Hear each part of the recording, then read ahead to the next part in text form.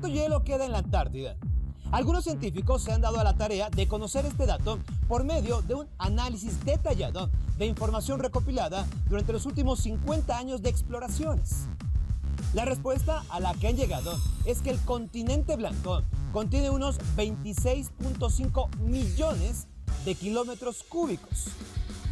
Y si, como se teme por el cambio climático, este hielo se derritiera, sería suficiente para subir la altura del nivel del océano en 58 metros. Difícil de creer. Comenzamos.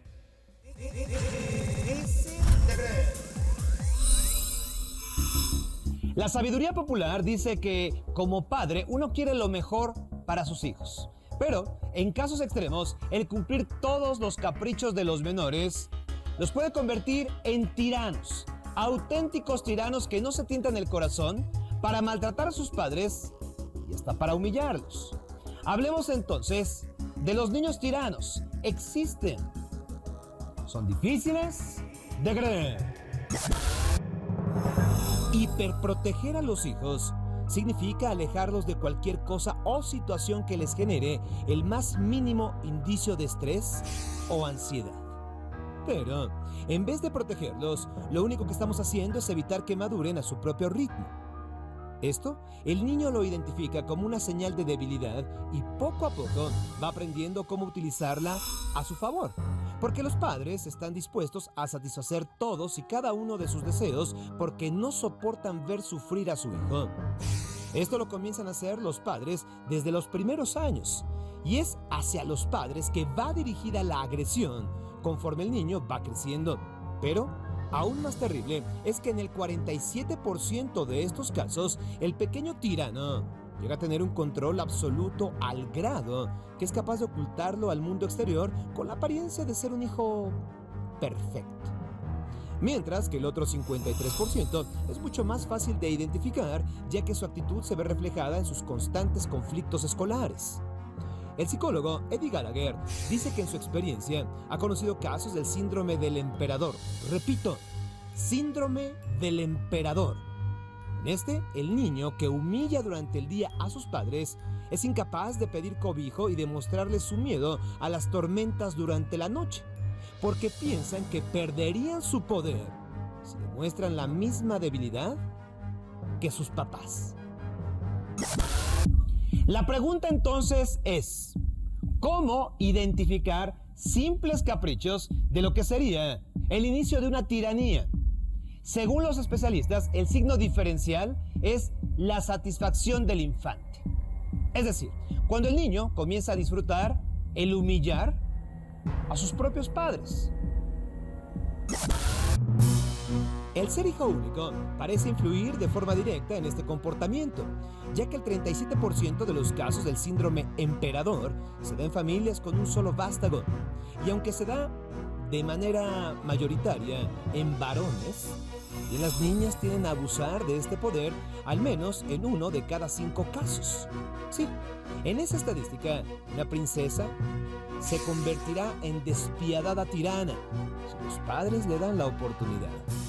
Y aunque los especialistas están de acuerdo que el ambiente familiar es la principal causa de este síndrome, algunos científicos afirman que ciertas personas tienen una mayor dificultad para percibir las emociones morales y este problema podría estar directamente en su cerebro, ya que podrían tener una carencia de un cierto tipo de neuronas llamadas espejo, que se encargan de hacernos más empáticos ante las muestras físicas de emoción de otras personas.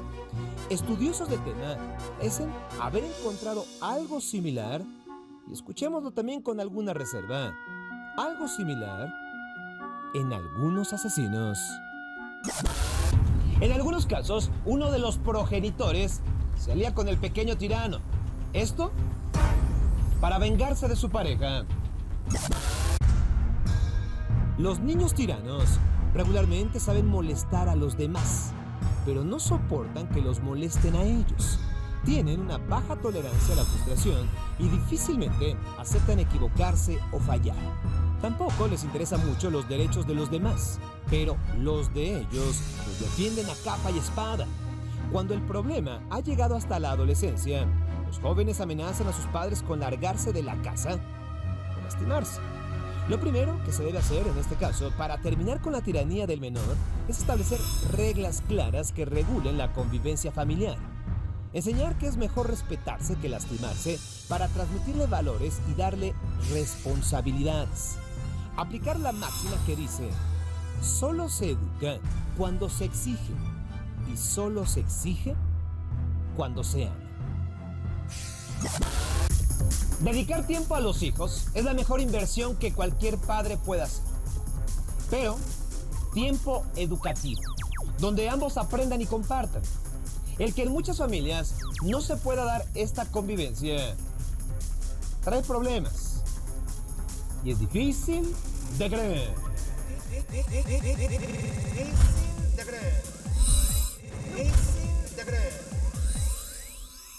Como sabemos, la Tierra ha cambiado constantemente. Por ello, nosotros los seres humanos inventamos la geología, que mediante la tectónica de placas nos ha demostrado cómo es que se dieron estos cambios en la superficie terrestre. Sin embargo, esta ciencia contradice muchas antiguas tradiciones que nos hablan de continentes que literalmente desaparecieron de la noche a la mañana, en medio de apocalípticos cataclismos. Conozcamos entonces los continentes perdidos, difíciles de creer.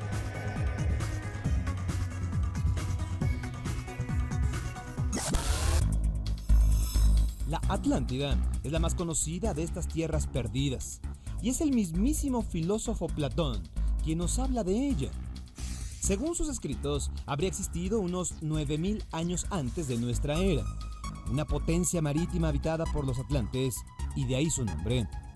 Esta misteriosa tierra se encontraba más allá de las columnas de Hércules, lo que hoy conocemos como Estrecho de Gibraltar. El filósofo nos cuenta de una sociedad muy adelantada a su época, y sin embargo, en un solo día y una sola noche de cataclismos terribles, desapareció en el fondo del mar sin dejar rastro. La ciencia moderna ha descartado la posible existencia de este supercontinente, aunque a lo largo de la historia fueron muchos los que afirmaron o dieron validez a los escritos antiguos. Los mismos nazis, por órdenes de Heinrich Himmler, organizaron expediciones a varias partes del planeta buscando el misterioso continente. Pero la fascinación sobre este misterioso lugar no ha desaparecido, al grado que en el año 2009 algunos afirmaron que usando los servicios en internet de mapas satelitales era posible ver en el fondo del océano los vestigios de este continente. Acto seguido, la empresa que brinda este servicio desmintió esta información, argumentando que se trataba de un error de cómputo a la hora de cargar las imágenes, lo cual fue interpretado por algunos como un intento por ocultar la verdadera información sobre este continente perdido.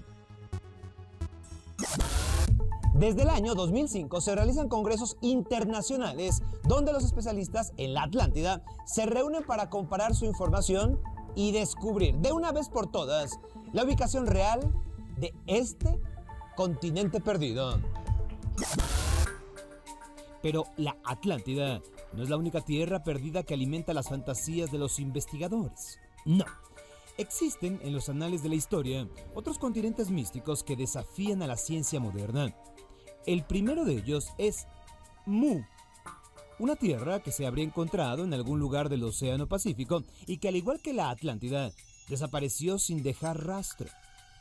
Aunque los que han investigado la posible existencia de este místico lugar afirman que, si bien es cierto, no existe ningún indicio físico que pueda demostrar su existencia, la antigua sociedad que se desarrolló en el continente de Mu habría sido la cuna de varias culturas que alcanzarían su máximo desarrollo cientos de años después. Esas culturas, que podrían compartir un pasado común con la civilización de Mu, fueron los egipcios, los asirios, la civilización del Valle de Indo, los incas y los mayas. También, en las islas que se encuentran diseminadas por todo el Pacífico, se dice que pudieron ser pobladas por los que lograron escapar del cataclismo que destruyó a Mu. Otro continente perdido es Lemuria, que muchos confunden con Mu debido a que su posible ubicación se dice estaba también en el Océano Pacífico, aunque este último estaría más cerca de las costas de África.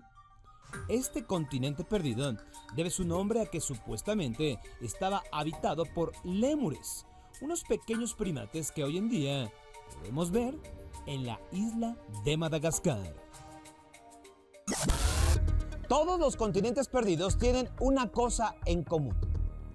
Desaparecieron de manera estrepitosa, como lo dije, en cataclismos de volcanes, terremotos e inundaciones, por lo que para la ciencia son muy difíciles de creer, ya que los últimos eventos naturales que tuvieron ese poder ocurrieron millones de años antes de que la especie humana apareciera sobre la Tierra.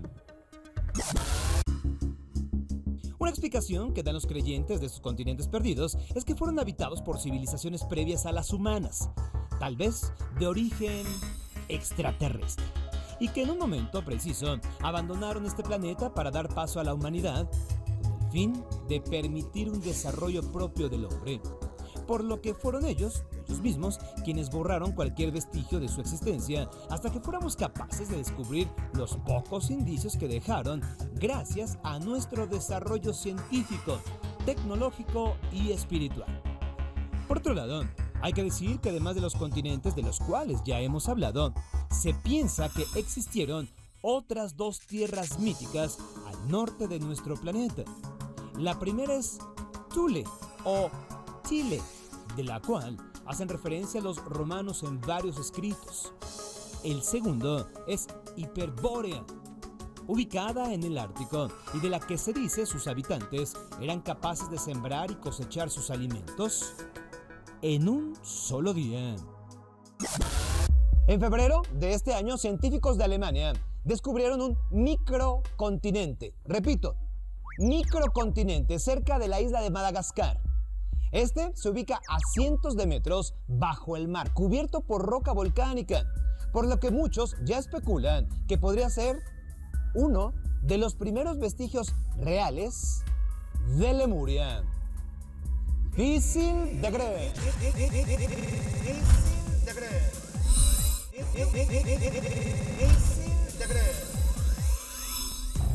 La región de Siberia, en Rusia, es una de las zonas más inhóspitas de la Tierra y lo ubicamos en esta parte. Un lugar con inviernos largos y crudos, temperaturas que llegan a los 70 grados bajo cero. Por si fuera poco, es un territorio extenso, enorme, en el que sus pocos habitantes se dedican a la extracción de recursos naturales en los pocos meses en los que la nieve no lo cubre todo. En el verano de 1978, un helicóptero de una compañía petrolera sobrevolaba una zona sin explorar, cerca del río Abakán, cuando sus tripulantes hicieron un descubrimiento extraordinario.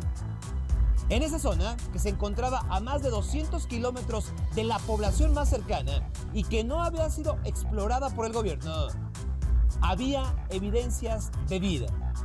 Sí, un jardín y una cabaña.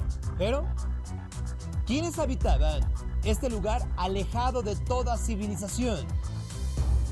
Escuchen la historia de la familia Likov. Difícil de creer.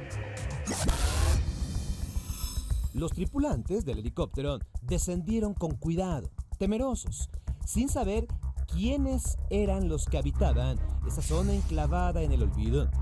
Se acercaron a una cabaña muy rústica, que únicamente tenía una ventana de apenas unos centímetros de ancho. Y de la edificación salió un anciano, descalzo, con ropa vieja, fabricada con un saco de papas. Después de dudar un momento, el anciano invitó a los pilotos a su cabaña. El interior parecía sacado de otra época. Por supuesto, no había electricidad, tampoco drenaje. Todo estaba terriblemente sucio. Lo más sorprendente es que en ese sitio vivía una familia completa. 5 personas que reaccionaron aterradas ante la visita de los extraños. Una mujer exclamó enloquecida que todo lo que sucedía era culpa de los pecados. Los pilotos salieron rápidamente de la cabaña para evitar algún problema, pero se quedaron cerca. Después de una media hora, el anciano y dos mujeres se acercaron a los visitantes. De acuerdo con los pilotos, las mujeres hablaban un dialecto extraño y nunca, jamás habían probado pan, cosa que el anciano sí había hecho muchos años antes. Después de unos días de convivencia, empezó a emerger la historia completa. El anciano se presentó como Karp Lykov, miembro, quizá el último, de una secta cristiana llamada los Antiguos Creyentes. Los Antiguos Creyentes eran una secta cristiana que surgió en Rusia en el siglo XVII y que fueron perseguidos por el zar Pedro el Grande, quien, buscando modernizar a su país, prohibió ritos antiguos. Los Antiguos Creyentes entonces se fueron retirando poco a poco a lugares alejados totalmente de la civilización como Siberia. En los años 30 del siglo pasado, los Antiguos Creyentes casi habían desaparecido y los pocos que quedaban eran perseguidos por el gobierno soviético. En esa época, Karp Lykov fue testigo del asesinato de su hermano efectuado por el gobierno y entonces decidió escapar con su familia, su esposa, su hijo y su hija, apenas unos niños. Ellos lo hicieron hacia el bosque, a las mismas entrañas de Siberia. Lo único que llevaron fueron las posesiones que podían cargar y unas cuantas semillas. En 1936, los Lykov se establecieron en el sitio que serían encontrados, a más de 200 kilómetros de los pueblos más cercanos. En ese aislamiento nacieron dos hijos más de la pareja, hijos que por más de 40 años no vieron nunca a otro ser humano que no fuera de su familia. Y sí, por más de 40 años, los Lykov vivieron alejados del mundo entero, trabajando, sobreviviendo. De acuerdo con las crónicas, su única diversión era contarse unos a otros lo que habían soñado. Los hijos de los Lykov aprendieron a leer usando la Biblia, el único libro en casa, y para escribir usaban ramas con la punta mojada con miel. Usaban la misma ropa hasta que se rompía, momento en que empezaban a fabricar con plantas del bosque otra prenda. Los objetos de metal que tenían, un par de ollas y un telar, se oxidaron con el tiempo, haciendo que en sus últimos años en solitario tuvieran que fabricar sustitutos. Al final de sus días, incluso ya no consumían comida cocinada, tan solo papas crudas y semillas. Como no tenían armas, consumir carne era prácticamente imposible y siempre estaban al borde de la hambruna. Incluso, el hambre mató a la esposa de Karp en 1961. Aún así, habían desarrollado habilidades de supervivencia casi sobrehumanas. Podían caminar descalzos en la nieve, dormir al aire libre, aunque la temperatura descendiera por debajo del punto de congelación. Con la llegada de los extraños, los de afuera, la familia Lykov fue poco a poco reintegrándose con el mundo. Volvieron, por ejemplo, a probar la sal, a usar herramientas e incluso conocieron la televisión, que les fue llevada a su cabaña y considerada un milagro por el anciano. Eso sí, a pesar de todo, los Lykov se negaron a abandonar su hogar en las montañas. Lo más triste de todo es que menos de 3 años después de ser descubiertos, los miembros de la familia Lykov empezaron a fallecer. 2 de los hijos murieron víctimas de enfermedades de los riñones, producto de su mala dieta. Otro falleció por culpa de una enfermedad traída por los visitantes. Karo Lykov, el patriarca de la familia, murió en 1986 y fue enterrado cerca de su cabaña. Hoy, la única sobreviviente, la hija menor, Agafia Lykov, sigue viviendo en la cabaña de Siberia, negándose a vivir en un mundo que desconoce y esperando unirse a su familia. Los Lykov, difíciles de creer.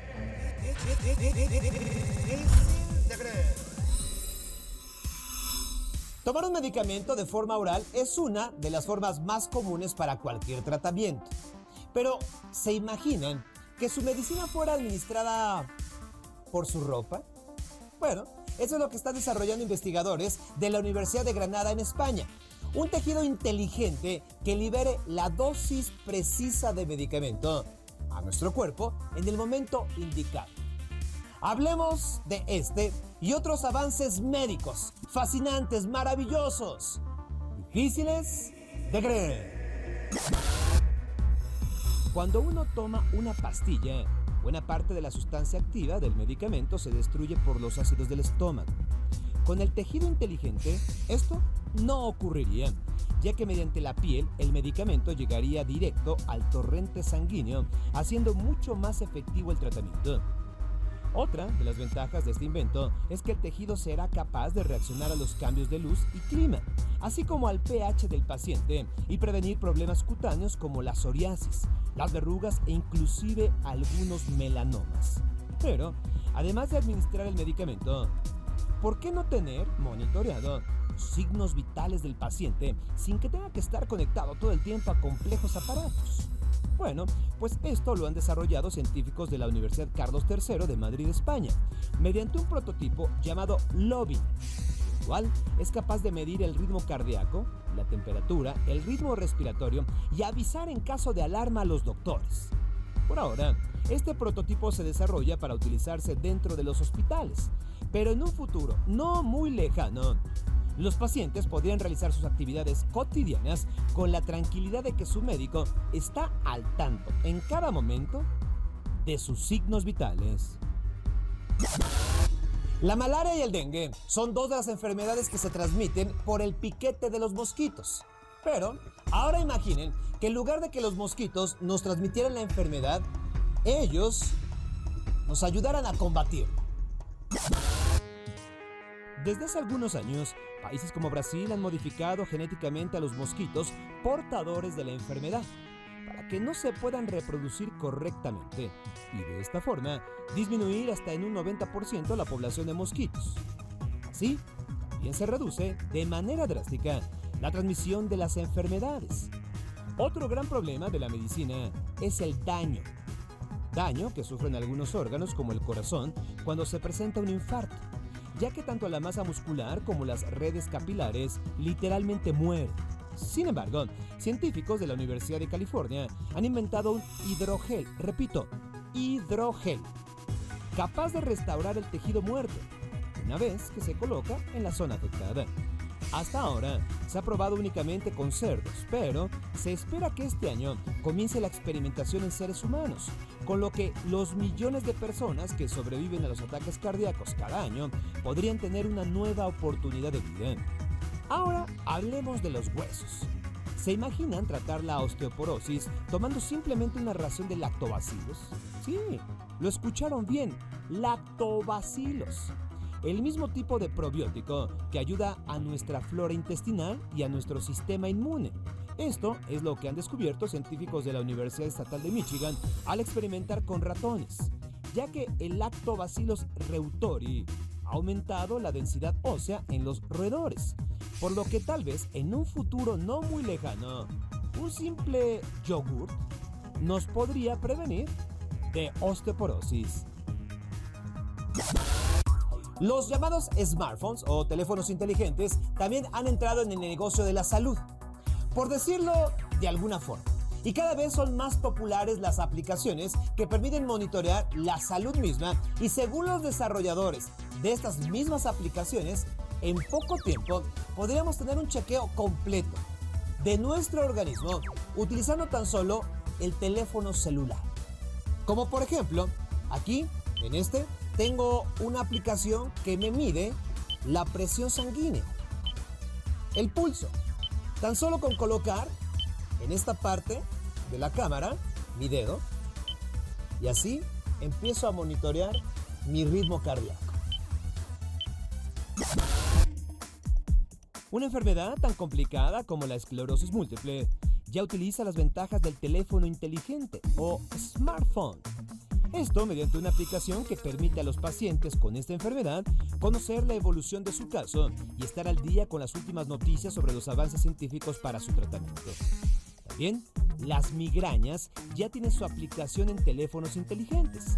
Este programa les permite a las personas que sufren de este doloroso mal llevar un registro minucioso de sus actividades y alimentos, con la finalidad de tener controlada la intensidad y la frecuencia de sus migrañas. Por otra parte, la nanotecnología, de la cual hemos hablado en Difícil de Creer, sigue siendo una de las grandes promesas, ya que si bien es cierto se han desarrollado nanorobots capaces de transportar medicamentos y proteínas dentro del cuerpo humano, el gran desafío continúa siendo el evitar el rechazo por parte del sistema inmune. Y no solo eso, sino el dotar a los nanorobots de la inteligencia suficiente para que no se desvíen en su camino y en lugar de ayudar en un área específica, como los intestinos, terminen dañando otra área, como los pulmones, por ejemplo. Ya sea con una aplicación en un teléfono celular o un tejido inteligente e inclusive con un nanorobot, los avances médicos no dejarán de sorprendernos, aunque hay que decirlo, lo mejor para tener una buena salud hasta ahora sigue siendo una buena alimentación y una buena cantidad de ejercicio. Difícil de creer.